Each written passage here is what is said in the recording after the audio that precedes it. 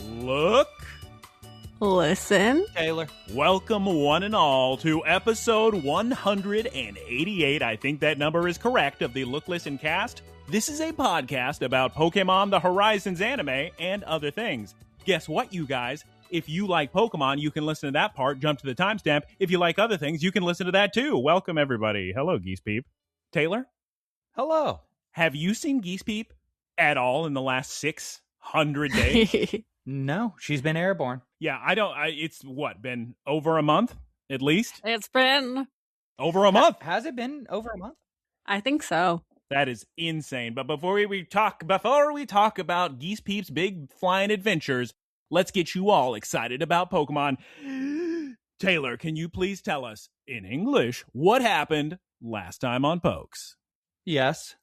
Previously on Pokemon, we had a very good episode with Dot, which was fantastic. We had a good episode with Dot battling, which was even weirder. Did that make me worry about the quality of this episode? Yes. Will we find out? Also, yes. I sure hope that was in English. Geese Peep, can you please give us a one-sentence synopsis this week for episode 129 of the anime? Wait, did anybody say the name of this episode? No. Geese Peep, can you tell me the name of the episode in English, please? The time has come for the showdown with Black Rayquaza. Or in Japanese, Kuroi Rekuza, Ketchoku no Toki. And now, Geese Peep, can you please give us a one-sentence synopsis of this episode, please? Roy uses a regular Pokeball to catch a legendary shiny? All right. Thank you, all of us, all three of us. Can you believe we're all here? Thank you for your Pokemon talk. It is now time to move on to our first segment of the week, Geese of the Week, what you've been peeping. And of course, we got to start with Geese Peep because she hasn't been here in 3 years and it's named after her. Geese Peep, please tell us, what have you been up to for a month? Peep away.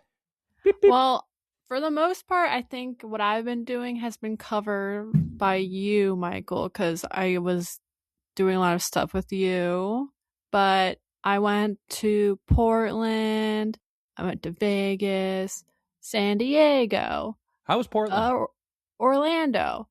It was good. I've never been. Really? Yeah. I love Portland.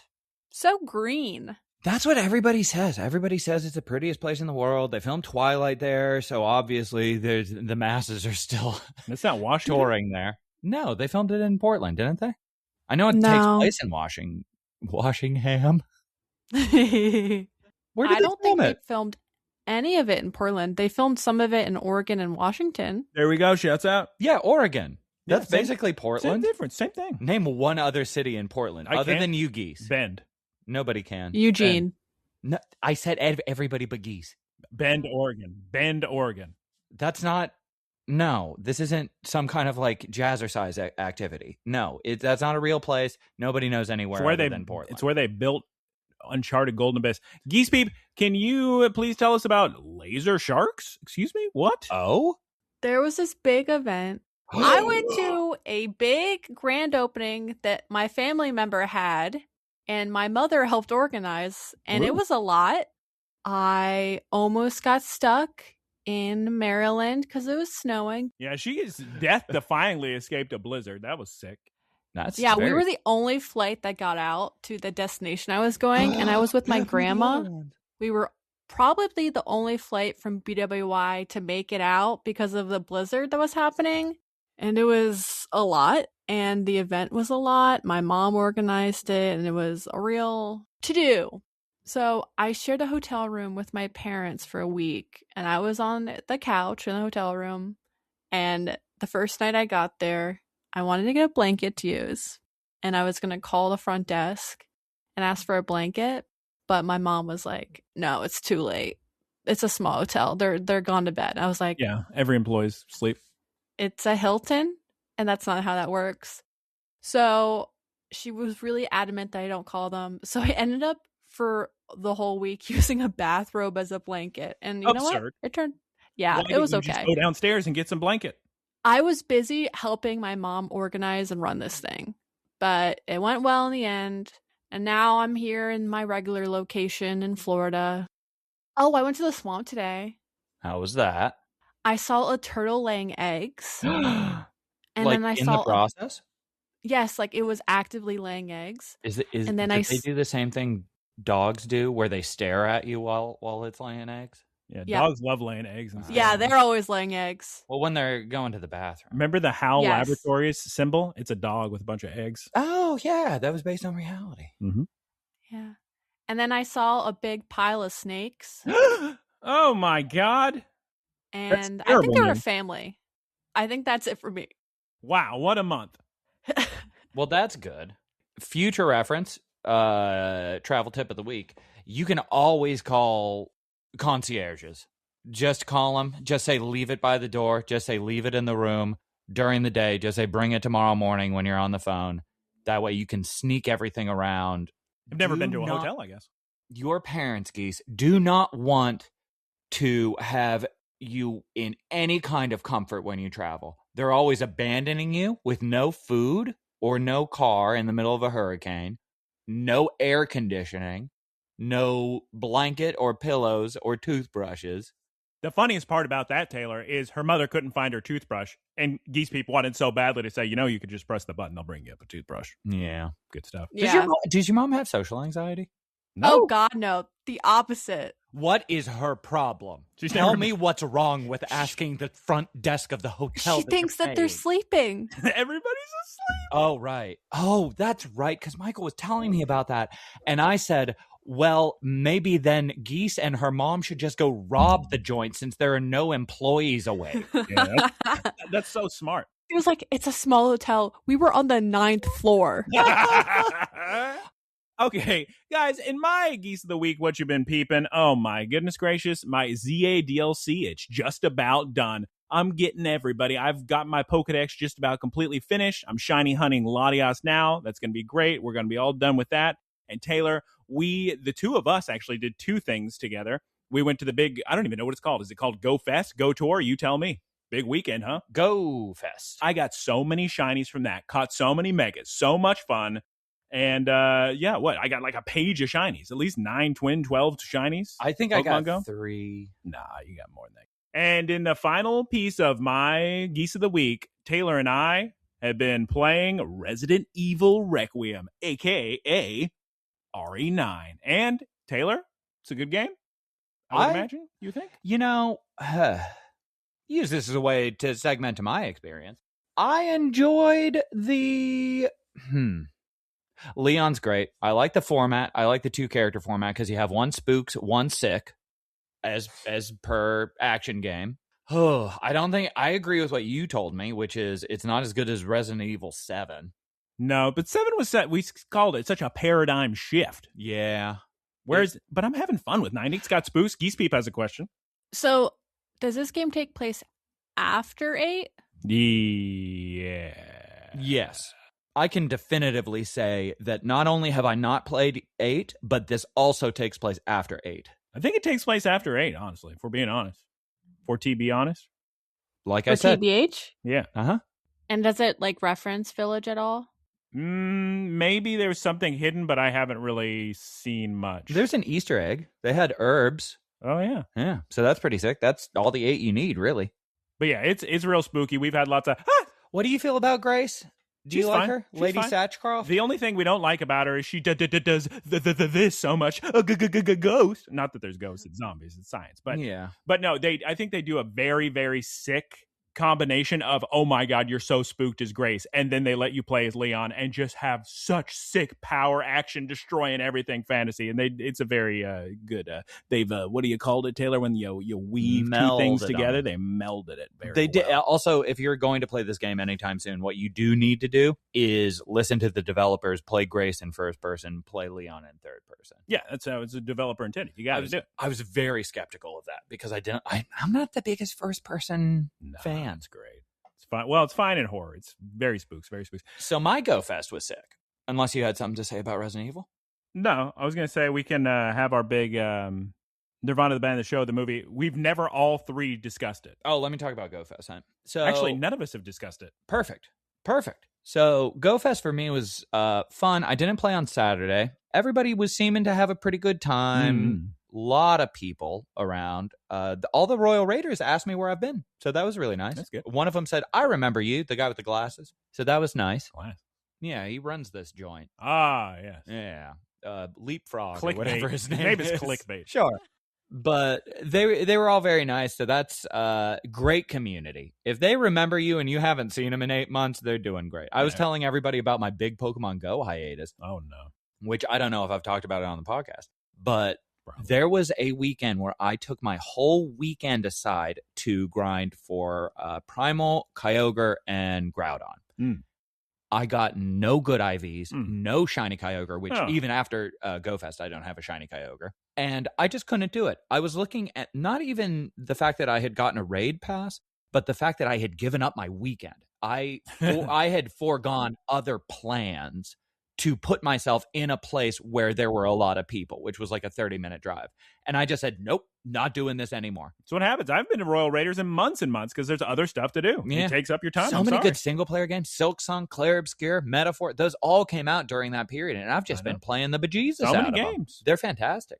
Now, Geese, I want to hear what you have to think about and say what you have thought and have to say about those thoughts. About Nirvana, the show, the band, the movie. It's actually Nirvana, the band, the show, the movie. Nirvana, the movie, the band, the show. And I've been waiting to talk about Nirvana, the band, the movie, the show for so long. But Geese keeps saying, I'm not allowed to talk about it. I'm not allowed to talk about it. Can we finally talk about the tour de force? It's a good strat. The tour de force that is the comedy film in theaters now. Nirvana, the band, the show, the movie. Geese, take it away.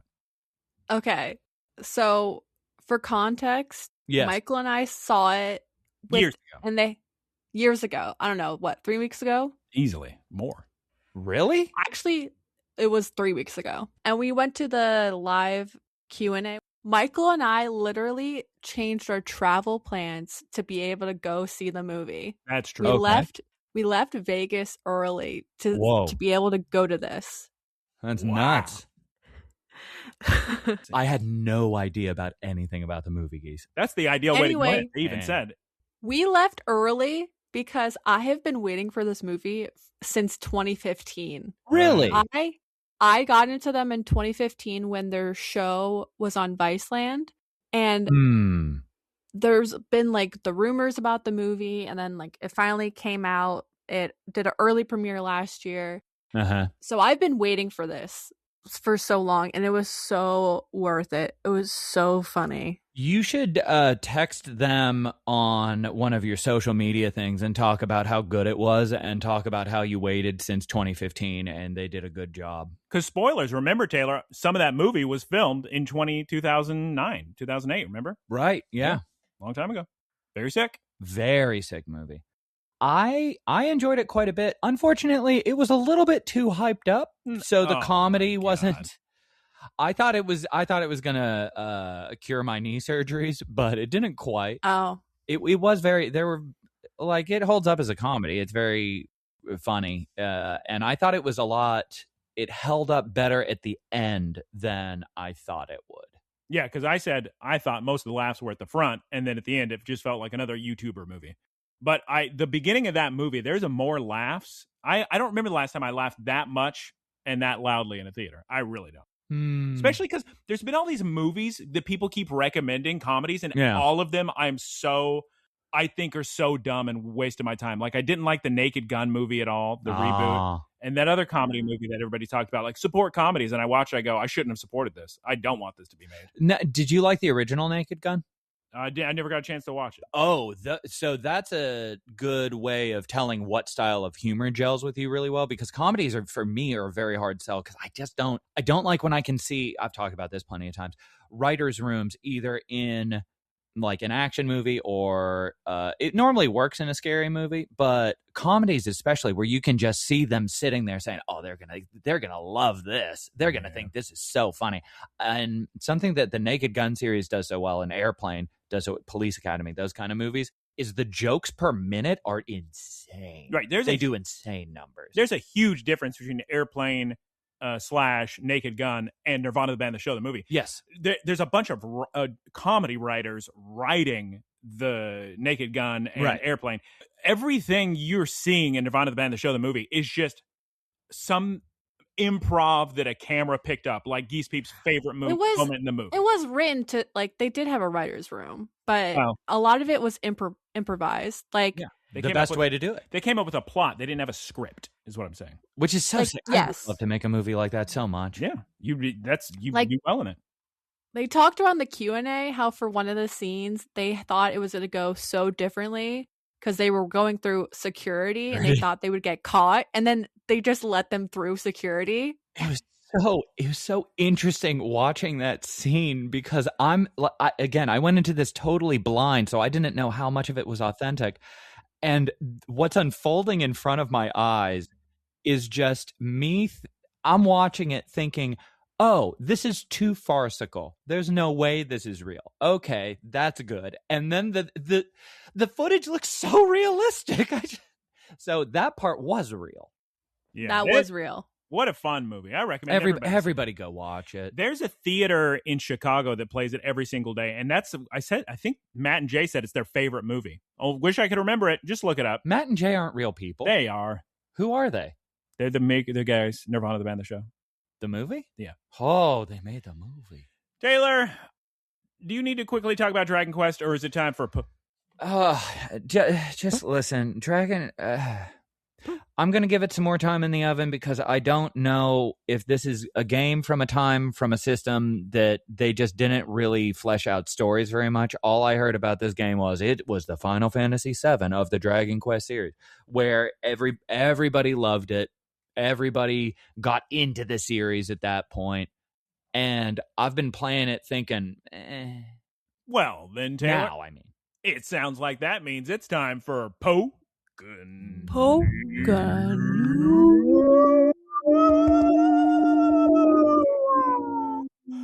of the week. Kind of a somber news. Yeah, so many tragedies have befallen. No, because last week, of course, was the big giant Pokemon reveal of Generation 10 Pokemon Winds and Waves. How do you like the new starters, Geese Peep? I like them. I like Bird. Brout, and then everybody loves Pombon. Puppers, yeah. Pombon. And nobody likes Gekwa.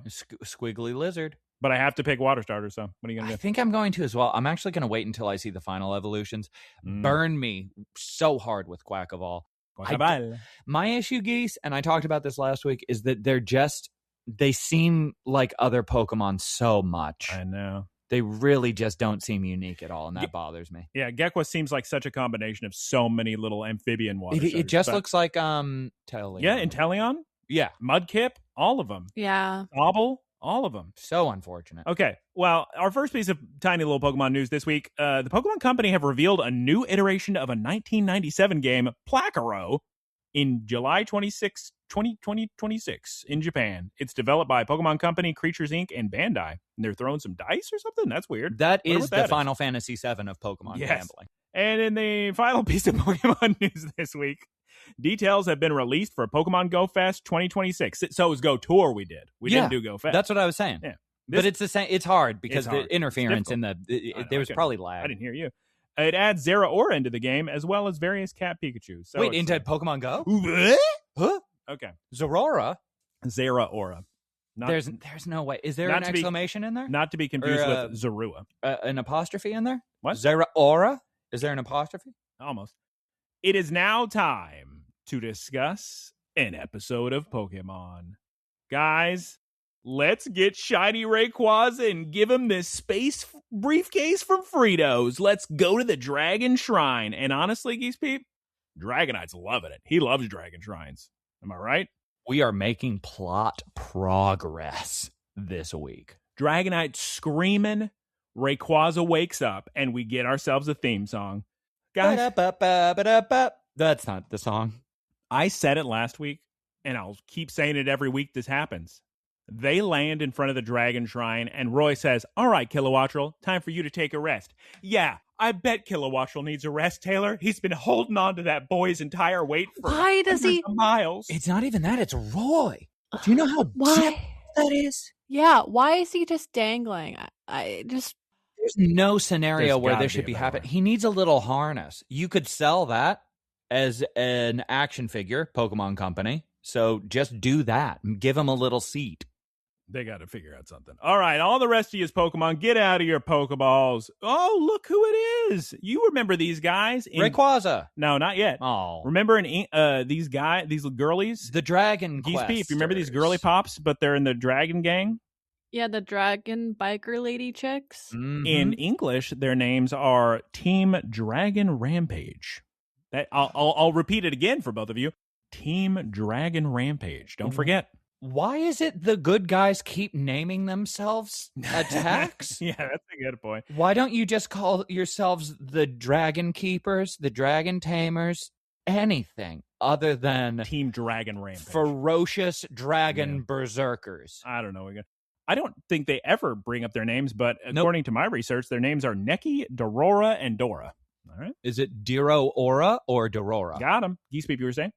Right off the bat, we get good faces from them, and I know that we're in for a treat and that they had the good animators. You know they had the good animators because they had great faces, and if you'll recall, jumping spoilers further in the episode, remember when Liko did her little elementary school diagram of what a meteorite is? Oh, yeah. You can tell they have the good writers, too, because they haven't given 20 reactions for every major plot point that's about to be dumped on us, and they actually do things in the first 2 minutes. They land at the Dragon Shrine, talk to the Dragon Keepers, and they're not like, oh, we'd love to let you in, but we just don't have any berries. Yeah, and one thing I'm really appreciative of is we don't have to waste any time explaining ourselves because immediately Team Dragon Rampage says, yeah, we know Rising Bolt Tacklers aren't bad. You don't have to explain to us. Now, that's a thing that I really appreciate.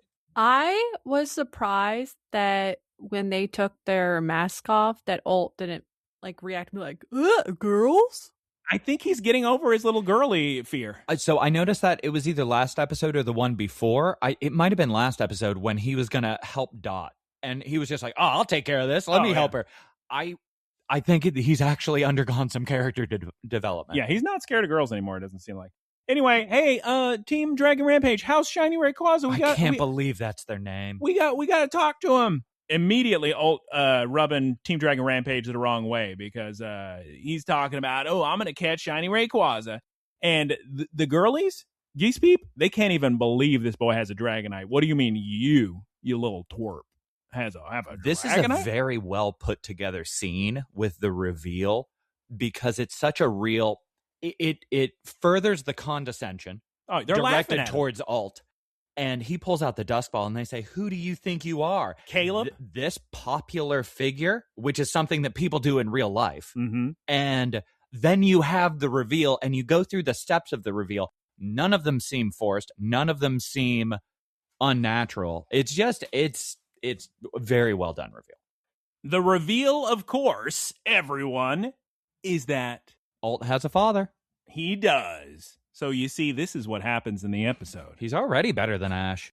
Team Dragon Rampage accuses Alt of being a little Caleb copycat for having a Dragonite and a Dusk Ball, just like the famous Team Dragon Rampage member, Salt. And I immediately think to myself, Geese Peep, Salt and Alt. Is that Alt's father? Although anybody who was at that breakfast when the French lady was very happy and chatty with me for several visits, and the second I asked for Salt... Oh... You remember? That was in Beverly Hills. She wanted nothing to do with me. She acted like you. I was dead. She hated you. I've never seen that much of a turn in customer service. But anyway, back to Pokemon. Salt was the greatest subterranean adventurer of all time. He's always digging caves. Dragonite losing it, Geese Peep. Listen to this story. Remember, Geese Peep, do you remember all the drillbur that loved him she's so? Screaming. Remember? Oh, so sick. And they were like, the drillbur, they said, he's just like me for real. So Salt, Geese Peep, he was digging all the time. I just can't believe his name's Salt and Alt. Also, Geese Peep, remember that one time he battled in a Alolan Duck trio? That was sick. When did that happen? Yeah, just shake your head. Yeah, they'll hear it on the recording. Yes, I remember. Nice. Doug Trio was so impressed, he joined his team. They became a what, Geese Peep? Not just a trio, but a... family. A Doug A Doug quartet. Thank you, Taylor. Yes. Guys, wait, listen. Everyone shut up. Please explain. I've only eaten 3 grapes? 3 Thin Mints. That is the only food I've eaten all day. Geese, why? He's trying to be a skinny legend. The car was in the shop until like Geese, 1 p.m. We can't hear this story. I can't hear more about how your parents are neglecting you and starving you in an air-conditionedless room in summer. Okay. Now we get something in the episode that I am certain they're going to change in the English version, because I do not see this airing in English. Because they say, Team Dragon Rampage says, there's no way you're Salt's kid. You know how we know? Because we know that Salt's son has an adorable little heart-shaped mole right on his buttocks. Which is an interesting thing to say, as if that person would walk around displaying that first and foremost, and they have now said, we don't see it. This is just, he's wearing clothes, and they're like, no, the real one has on you can't see it. Yeah. So, Geese Peep. I love Sableye laughing and pointing to... It was a very funny scene.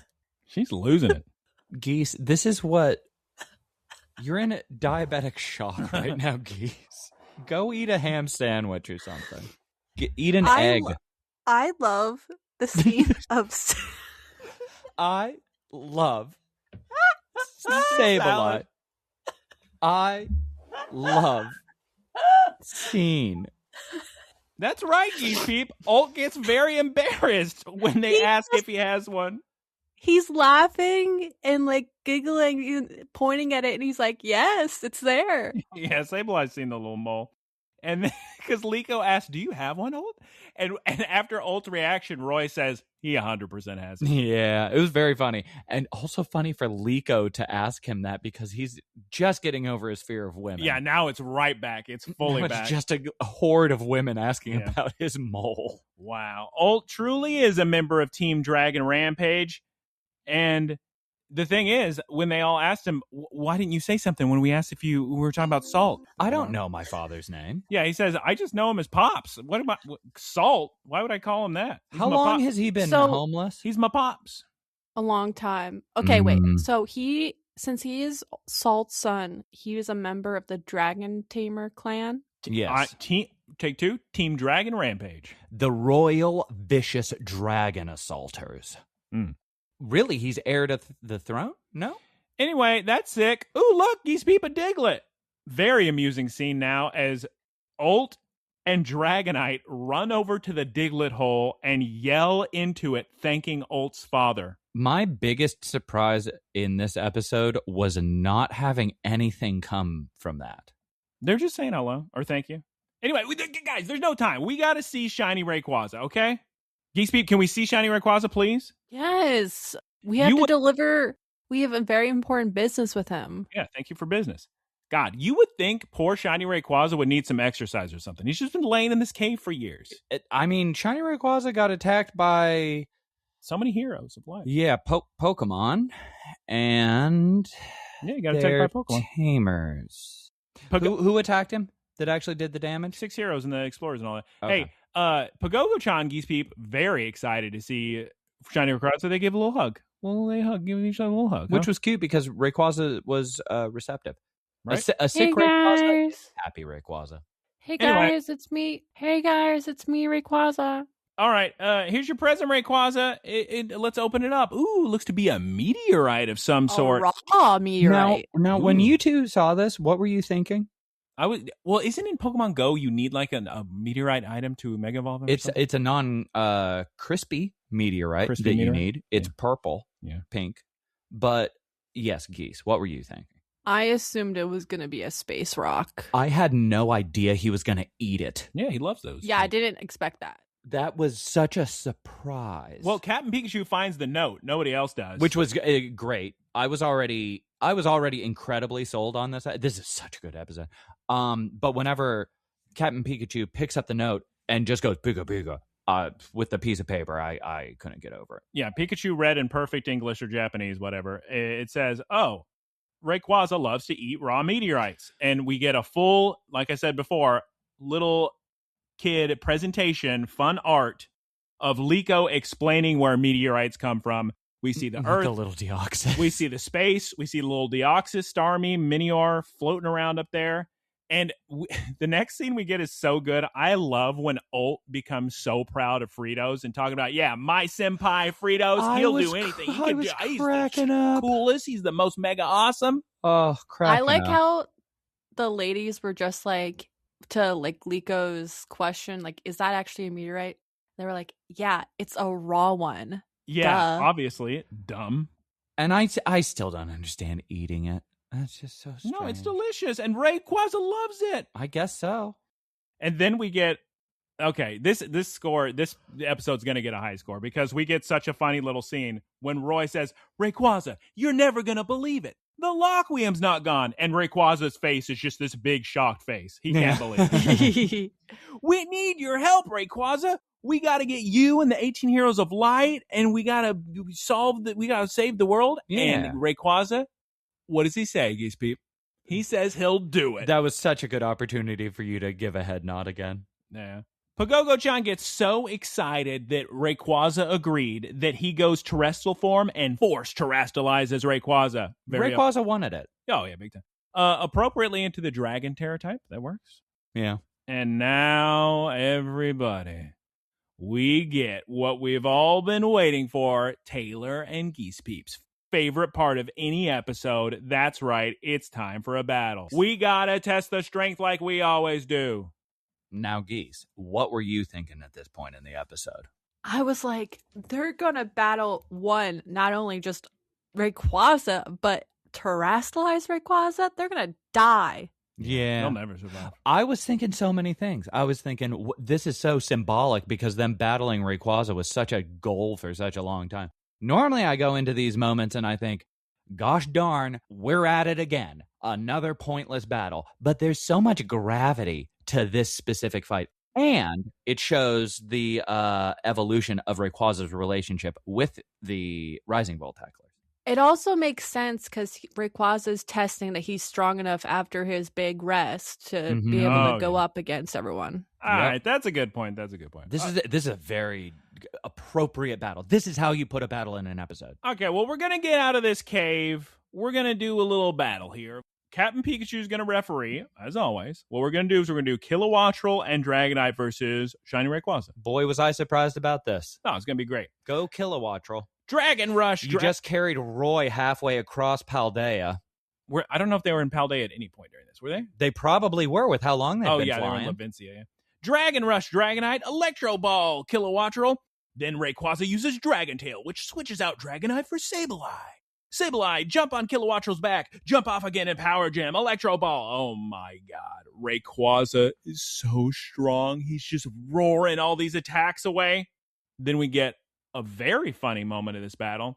It was right here I thought they would terrestrialize, but instead they just say, okay, gang, we're going to try exactly what we just tried, but this time we're really going to try when we do the exact same thing. Yeah. So they just fly back up and dodge. Don't give up. But Geese Peep, Sableye, he falls off. But was this intentional the whole time? Confuse Ray! He's confused, Liko explains. Kilowattrel, you Supercell Slam. Oh my god, it's so strong. Kilowattrel and Roy are so happy about this move that they actually did a giant hit on Shiny Rayquaza that they high-five each other, Geese Peep. Mm-hmm. With the Honestly, wing. fair. Especially after Kilowattrel's been flying so long carrying Roy. Team Dragon Rampage. Very excited. Can't believe they landed a hit, honestly. I can't believe it. I can't either. Oh my god, Rayquaza's using a big giant Draco Meteor. We better dodge it. And we're at a commercial break, and we're back for the commercial break. Poor little Sableye, Geese Peep, just running in place, Scooby-Doo style, trying to outrun these giant meteors. And I got terrible news. I think everybody's knocked out at this point. Yes. Even the splash damage, it would be enough. Oh my god.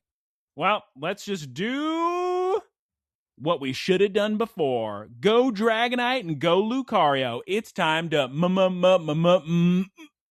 Great job, Grace. I think it's very appropriate. Somebody needs to say Mega Evolve. That they're Mega Evolving right away, taking it seriously. And I like that everybody understands this is not just a one-on-one go Fuecoco, beat up Rayquaza by yourself. This is we're throwing everything we got at Fuecoco. Yeah, this is a raid. Well, battle. that's what they did before. This is a big giant raid. Remember in season 1, they were like, "Is that Rayquaza? Go Fuecoco." Go Fuecoco. You can do it. You can beat him. I beat a lot of these Mega Dragonites over the weekend. Caught a lot of these guys. With Fuecoco? No, I think with Zacian for the most part. I beat a lot of them too. Oh, and I didn't get a single shiny. Me neither. Wow, Dragonite's so fast when he Mega Evolves. Look at him go. He's dodging Rayquaza's attacks. Oh my God. Taylor, I'm going to let you take it away because we both thought this was the sickest thing we'd ever seen in our lives. What is shiny Mega Lucario doing all over Rayquaza's body? Watching him run across his tail, doing all these different attacks, so sick. This is a very well choreographed fight. I really like this battle, and I thought it served purpose in the episode and the plot, and I thought that we saw things we haven't seen before, and it was I was orchestrated. Impressed. Yeah, I was actually thinking a lot about asking you what your perspective on the battle was, because this battle felt so different than almost every other battle. This wasn't just a compulsory battle. Shiny Lucario ran up in the entirety of Rayquaza's snake tail, and he close combats him, and it's so sick. And then, right as Lucario's about to get hit by Rayquaza, Dragonite saves him. Flash Cannon, Hyper Beam. Oh, God, the double beam looks so sick as Lucario stands on Dragonite's back. Now, remember, because Rayquaza is terastalized, he doesn't take reduced damage from fighting. Oh, my God, not another Draco Meteor. Oh, guys, we all know how Hyper Beam works. If you use Hyper Beam, you can't move the next turn. So poor Dragonite is just sitting there about to get hit by all these Draco Meteors. Lucario, you're going to have to close combat the fallen Draco Meteor since sick. Dragonite can't move. And he does it, and it's so sick. It's incredible. What sick. A scene. What so a much scene. Awareness. And for me, there's so many sick parts of this fight. Oh, my God.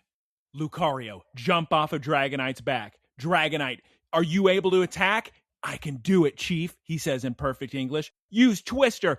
And Dragonite sucks up all the Draco Meteors and just throws them right back at Rayquaza. He takes the 2 times damage because he's weak to Dragon. It's so sick. And then Taylor, we think, Geese Peep, is Rayquaza running away? Is he giving up? He's flying into the sky? This is so sick. This exchange. For audio listeners, Geese Peep wagged her finger no. Taylor? Roy accurately identifies what Rayquaza is doing. He's using Dragon Ascent. And then tells Alt to get ready for defense. This is how you do a dodge it. He's telling Lucario, focus on whatever the movements are. What does he say? Is there a move tied to it? Roy knows what's up. He says that boy's about to use Dragon Ascent. And Alt, if we want to win, if we want to stand any chance of anything, first of all, I need Lucario to amplify all his aura. Well, it's more significant than that, actually, because he's giving preparatory commands here instead of just like dodge it. There's also a little moment between Alt where Roy says, focus on defense, which you really do not hear in this show. And Alt says, why aren't we attacking? And Roy says, you want to win, don't you? Oh, yeah. And it was such a moment between the two of them, kind of really cementing their dynamic, where Alt's like, yes. And it's such a sick moment. Yeah, and then we get a Rayquaza jump scare. He comes down so fast, and Lucario evades just in time. And he may have moved out of the way, but there's a lot. That was a big hit. So Lucario still blasted away, knocked away. And then Rayquaza attacks him, and Lucario is knocked out of Mega. The way you paused and the way you said, and then I thought you were going to say Lucario dies. Yeah, it looks like it. It was, he blasted him so hard, he created a crater in the rock. Yeah, in the cliffside wall there. A very significant. Important plot point. He's knocked out, guys. And immediately, I think, what about Dragonite? Is he Daijobu desu ka? Is he okay? Mm-mm. I mean, he's certainly scuffed up and scratched, but he's still mega. He's still mega, so that's good. Yeah. All right, well, if Lucario's knocked out, let's see. Me, Roy, I got to pick a new Pokemon. I wonder who I should pick. How about Skeledirge? He knows a fairy-type move. Geese Peep? Yeah, why wasn't he out first? Because we're weak to fairy, right? Because he doesn't know how to mega. And it's still kind of a war of attrition with how they had this set up. Skeledirge, use disarming voice. Oh my God, Rayquaza just roars it right back again. God, not another Draco Meteor. Poor Dragonite on his last legs over here. Oh, no. Torch Song, Skeledirge. Okay, everybody calm down and start giving more points to this episode, because this scene right here is stuff you can only get in the anime. You don't get in the games. We get such a sick scene of Skeledirge using Torch Song, and then we watch the Firebird evading the meteors all while to hit Rayquaza in the mouth. All while Skeledirge is singing on a flaming mic. It's a very sick scene. So good. And then a giant boulder. It's going to fall on Skeledirge. Dragonite, Dragon Rush it. And our boy Dragonite, Geese Peep, knocks himself out of Mega to protect his friends. Mm-hmm. Are you kidding me? I really liked how, even though all of his Pokemon were knocked out, and this was what all he wanted to do was catch Rayquaza, all exhibited character growth and was like, Roy, I'm not afraid of women. Sorry, go ahead. Roy, the battle's not over. You got this. And Very this sick. is exactly what just happened, is the entire plot point. It's the whole point of Dragonite. Do you remember when Salt gave ult Dragonite? He said, Dragonite's not going to come out if you just want to be the strongest. He's only going to come out if you want to help other people. And that's what Dragonite does. That's a good point. Saves Skeledirge.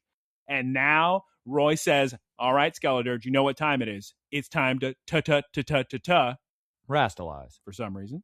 And we get a scene here where Team Dragon Rampage is very impressed with the terrestrialization. So what that tells me is they're not in Paldea, which means poor Kilowattrel really flew Roy across multiple countries. I have been saying that cave the whole recording. Yep, just holding on to those bird legs. And he was first. He had to fight full power Rayquaza, not even tired Rayquaza. Then we get a scene where Rayquaza smacks terrestrialized Skeledirge around a bit. I felt a little bad about that. But it's kind of sick because I guess Skeledirge, or Roy's Skeledirge, is very bulky. Yeah, he's probably... Well, here's the thing, guys. We got to come up with a plan because Skeledirge can't fly. Yet. So I think what we're going to have to do, Geese Peep, is use the magic of physics. And what we're going to do, if you recall from earlier in the recording, we talked about that big giant hole in the cliff wall. Oh, I remember that one. So what if we used a disarming voice into that, and it amplifies it, and then hits Rayquaza? What if we tried that tech? It's movie magic, Geese. Also, I don't even think Rayquaza notices what's going on because he doesn't even try to roar back. It just hits him with this big giant thing out of nowhere. It's Taylor. It's similar to filling a balloon with too much air, I would say. Okay, that was a big hit. It hit Rayquaza real hard, and Rayquaza flies up to the air again. Oh my God, is this another Dragon Ascent? Oh, this is so sick again. Did the two of you see how ready the Firebird on Skeledirge is for this? It's just such a it's locking in. It's such a choreographed and well animated scene with so much thought put into it. I wish more battles could be like this, because Roy is again saying, all right, we got to get ready. Use a stomping tantrum to get more into the ground so you're not knocked away, because that just happened to Lucario. But before that happens, so darn sick. Torch Song, the raging Rayquaza, and the bird hits Rayquaza straight on. And then, oh my God, during the stomping tantrum, I could not believe this was happening.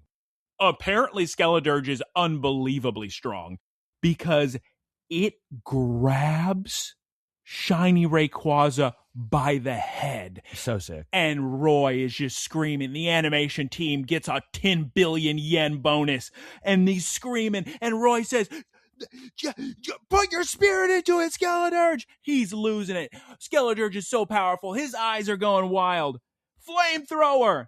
And I can't believe what I'm seeing, Geese Peep. Isn't he he's yelling out like burn or something? Yeah, he says burn. Yeah, give him a little burn. It's so darn sick. Did he do it? It's way too sick for this show. Did he knock out Rayquaza, Geese Peep? This episode belongs in just like a greatest of all time anime. I can't believe it either. Did he actually knock out Rayquaza? Well, I'd say he won the battle for sure, because he definitely knocks Rayquaza out of his terrestrialization. I mean, Rayquaza certainly opens his little eyes back up. And that's fine. And then, Geese Peep, what is going on? Why is Roy taking a Pokeball out of his bag? A normal Pokeball. A regular one? Is this not symbolic? A color-coded one? Yeah, I know. That's what I would do. Well, I think we just got our little answer. Roy is a Pokemon Go player. Oh, my God. Because if you catch a shiny, you put that in a regular ball. All Ult has ever wanted was to catch shiny Rayquaza. What is Roy doing right now? Catching him. Beat No! him to it. He even asked shiny Rayquaza, is it okay if I catch you? And Rayquaza says, yeah, that's fine. That's so sick. What a scene. He throws a regular Pokeball, Geese Peep, and catches shiny Rayquaza. It's cheaper. Team Dragon Rampage, I don't think they've lost it more in their entire lives. Imagine they get to see Son of Salt, Alt. They get to see. You crying, girl? They get to see. I had a little hiccup, an emotional hiccup. They get to see terastallized everything. They get to see Dragonite, Mega-ing. They get to see that sick Lucario stuff. They're so lucky. They're so lucky. The problem is when you have a day this good, the next 2 months are going to be miserable for them. Well, anyway, the Firebird, incredibly excited. Liko's losing it. And all we see, Geese Peep, is the back of Ult. And I can tell you right now, I don't think he's happy. This is crazy. Catching shiny Rayquaza is series-ending kind of stuff. Are we getting a Winds and Waves anime next week? What's going on, Geese? Probably. I really liked how they handled this with Ult. It was good. It was realistic because you see the back of him and you can tell like by his body posture that he was crying. And then we also get confirmation that he was crying. But he wipes away his tears and he was like, well, I guess Rayquaza just wasn't good enough for me. I need the strongest. Yeah. It's also kind of, I had a lot of paranoia going into this episode thinking, okay, there's no way they're going to give him Rayquaza. There's no way they're going to give him Rayquaza. And I looked at their rosters and I saw that Roy has 3 Pokemon and Alt has 2 Pokemon. And I thought, oh, Jesus Christ, there's a chance. There's a chance they give Alt Rayquaza, even though he just got this goal like 3 weeks ago. No, he's wanted him forever. That's been his whole dream. Yep, 100%. He was in the trash can thinking about Black Rayquaza. Although I think Roy also wanted shiny Rayquaza this whole time. That was his whole big dream. But well, yeah, that is his whole thing. I felt so bad for Ult because he's crying. He's so sad. But Geese Peep, you're correct. He's actually a really good sport about it. He was after he made up his silly little excuse of, yeah, I guess I'm just too strong for Rayquaza. He can't handle me. This is maturity that you do not see, but in most adults. Well, yeah, because he congratulates Roy at the end of the day. And he says, my legend is just beginning.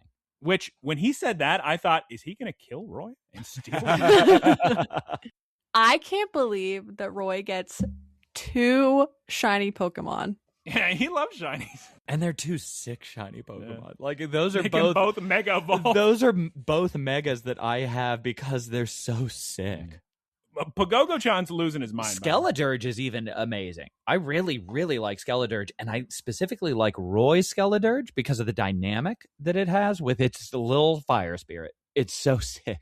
So Pagogo-chan goes Terestal form again. This is what Geese Peep was talking about 6 years ago. And he says, okay, I need to create the Las Vegas sphere, and I need to show Rayquaza every single thing that's been happening on my memory board. And you liked that, Geese? I liked it because it makes sense. They had to, the way that they handled it with Rayquaza being like, all right, gotcha, I gotta go get the 6 guys. Like, it made sense. I guess it's okay. I guess it's a weird, if that's an established power, I also sort of wish that they had just said, oh, now that, like, had a little scene where they're all camping with Rayquaza. So he's like around all of them listening to the stories, and they're having like a little moment where they're all making curry and Rayquaza is eating, because I wanted that so bad. And the end of his tail is sitting in a tent. That would be so good. I'm glad they didn't waste any of the precious episode time doing that. You don't and have got to. right to the point. Well, I mean, you don't have to with that, because you could end it on, boy, do we have a lot to tell you. And then next episode starts with Rayquaza flying away and him saying, well, he needs to go catch the 6 heroes. There's no time. Pagogo-chan got to just give him the real quick. And so then Rayquaza flies off, and he's going to find the 6 heroes of light. That's sick. Yep. Didn't Ult say something like, are you okay with your Pokemon doing this? And Roy was like, yeah, he's just going to find the guys. No big deal. So sick. And then we come to the greatest part of any episode, Geese Peep. It's sunset. Time to cut to sunset. We see Team Dragon Rampage. They tell Ult, hey, if you see your dad, give him a ride on from us. And then what does Ult say about, I don't need to, because what? That confused me. My father lives in the tunnels. What does he say, Geese Peep? I think is the He's implication. like, my dad will be the one hearing about me first. Okay. Yep. Thanks, Ult. All right, we're leaving. So that's a no to the Dragon Tamers. Sorry, guys.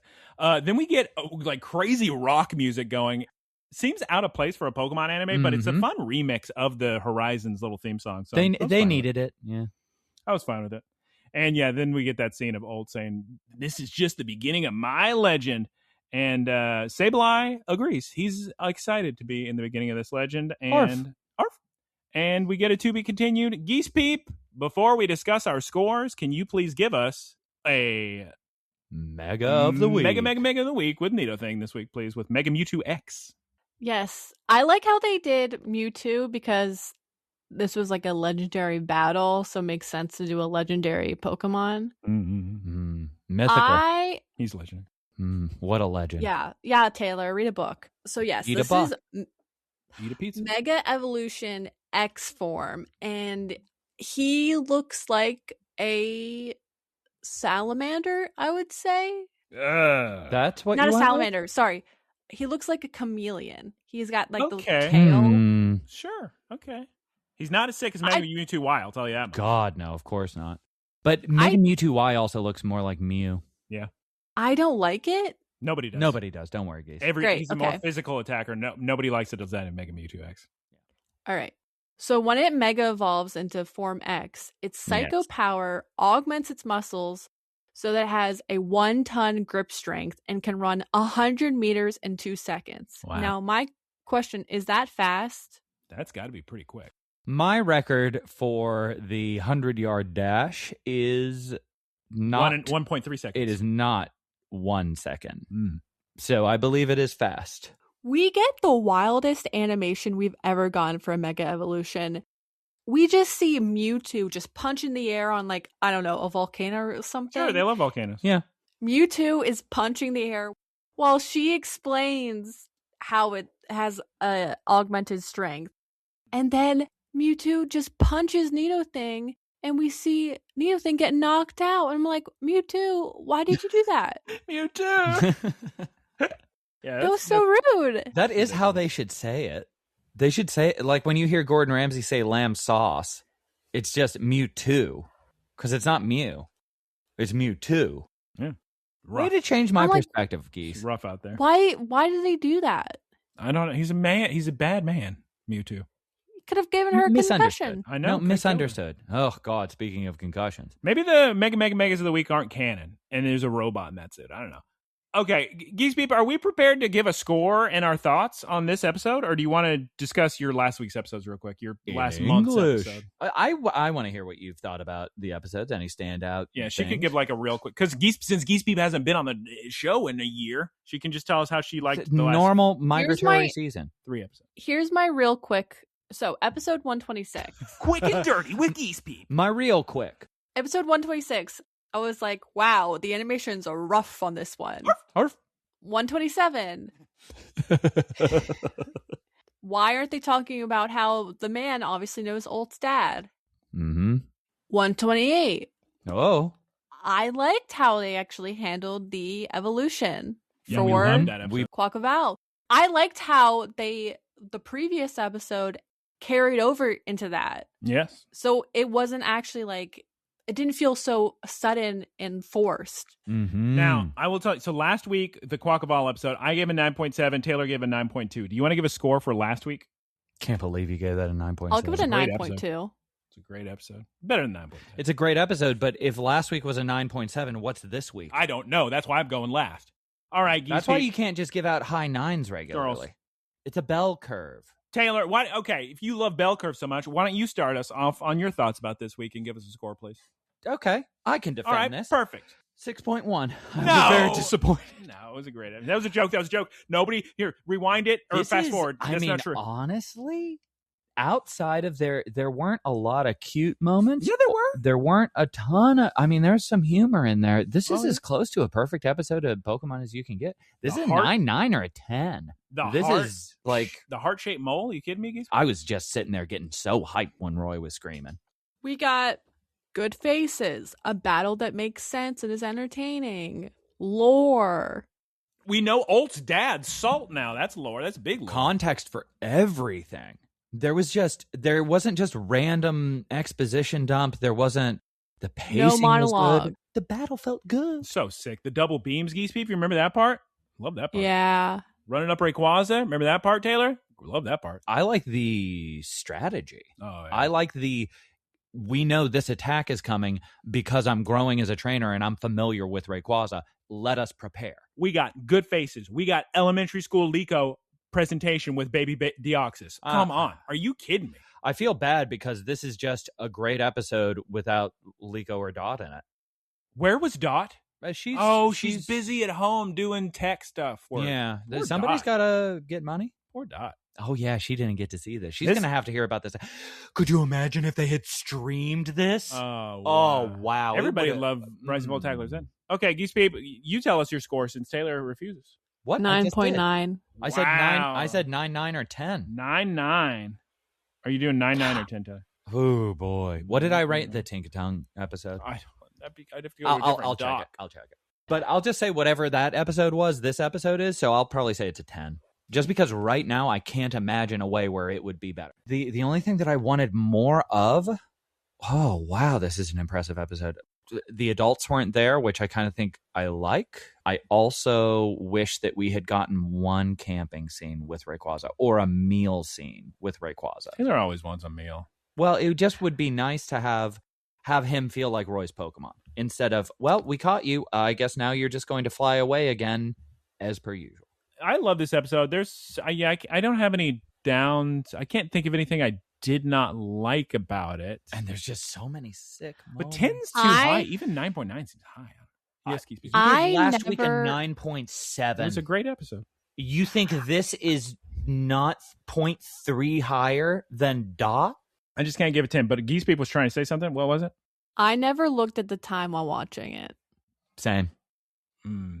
I guess, yeah, I've got no problems with this episode. Probably 9.8. Probably a great episode. Probably real good. That's fine. We're all entitled to wrong opinions, Geese. 9.8. Okay, before we talk about next time on Pokes, which I do think we should do because I think that's smart, while I was watching the last 3 episodes, I had a thought. Why does Exceed even want strong spheres to be a thing? Like, what's their goal? Money. But they don't need money. They want to control everybody. Yeah, it's money, control, some kind of dynamic. But how would they control everybody?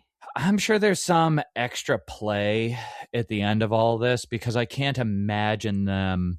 Like, it's not based on Gibeon's goal of everybody progressing. Wouldn't he hate Gibeon? No, everybody loves Gibeon. He sacrificed himself for our friends. Spinal thought that Gibeon was weak. Right. I don't think Spinal's only motivation is getting stronger because he's too maniacal. Now that we have given a score to the episode of Pokemon, let's discuss what we think. Some of us comically low. Let's discuss how we think next week's episode's gonna shake down. And of course, next week is, I guess, for in the future, I'll say what the title of the next week is too. I don't know. Sure. Yeah, sure. So next week, Geese Peep, we're having ourselves quite the Explorers episode with Butler hamburgers. You kidding me, Geese Peep? I was and I'm wondering if this is what you were going to kind of bring up, Geese. This is what I loved about the Ant-Man movie after whichever Avengers movie was going on, and what I wish they would have done with the Black Widow movie after they had finished Endgame. You can't just keep raising the stakes. Otherwise, you turn into, well, our universe is going to be destroyed. Our timeline is going to be destroyed. All timelines are going to be destroyed. It just gets comically imperceptible. Like you actually cannot perceive what you're, I guess imperceivable would be the right word. You can't perceive the stakes because they're so big. So what you do is you change things around either by way of different cast or different stakes. So the way that happened with Ant-Man is it's a little heist movie. What happened with Black Widow was I wanted a little espionage thriller, but instead they were just like, oh no, giant exploding things. So how does that apply to this? And by the way, Taylor's brought up this metaphor this example like 10 times. It's a good example. Geese people are shocked by this, but I don't know why.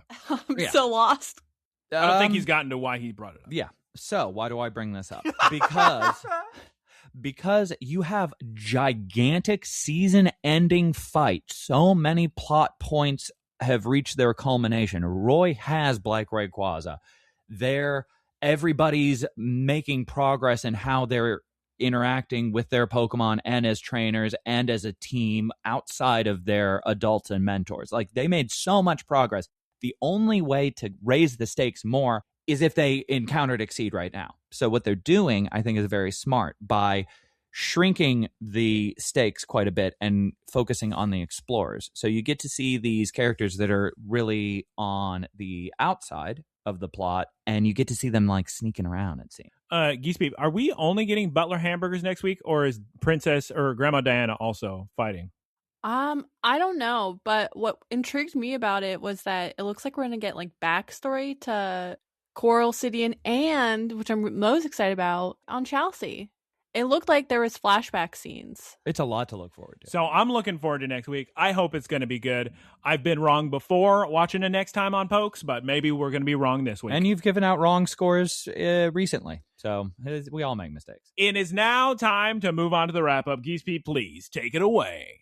Thank you, everyone, for listening. You can find us at Look, Listen, Cast on... Like What's the service? 3 years of this. What's the service called? You got it. What's the service called, Geese? Think of the Thin Mint. You'll get one more Thin Mint. She just needs the pup club. I'm so hungry. Geese, you did this to yourself. I would love to feel bad for you. We have no food. There's no way you don't have any food. They don't keep food. We just got here, Taylor. Say the word Spotify. Oh, my God. Was not counting on the Spotify, Apple Podcasts, and YouTube. Thank you to Keith for our work. You can find him at twitch.tv/KeithSquared. Please like, comment, leave a little comment, leave a subscribe if you want. How about that? Shouts out Professor Ticklebits for the website and the boilerplate. That's the twitch.tv/prof_ticklebits. And you can recommend this podcast to your friends. People who like Pokemon the anime, people like Pokemon, people like other things. There's literally a section in this podcast for every one of those people. That's kidding me? Ridiculous. And you can send questions and comments to looklistencast@gmail.com. So go ahead and do that. Everybody's saying goodbye. Geese Peep, 5 goodbyes. Taylor, goodbye at least once or twice. I'm going to say goodbye once or twice. Goodbye. Go ahead. Take it away. Geese Peep, goodbyes. Goodbye. Let's hear some Geese Goodbye. Peep goodbyes. Goodbye. Goodbye. Nope, 4 more. Please, goodbye. Goodbye. Nope, 3 more. Hurry. Goodbye. No. Bye. No, you're doing it wrong. Correct. 1 more. Totally wrong. That was perfect. Howdy, y'all. It's me, Geese Peep. Thank you for listening to the Geese Peep Productions podcast. Geese Peep Enterprises, doing business as Peep Industries, together with its subsidiaries, is a diversified worldwide entertainment company with operations in media networks, talent management, parks and resorts, multimedia entertainment, and consumer products and interactive media. Geese Peep Enterprises is a Dow 30 company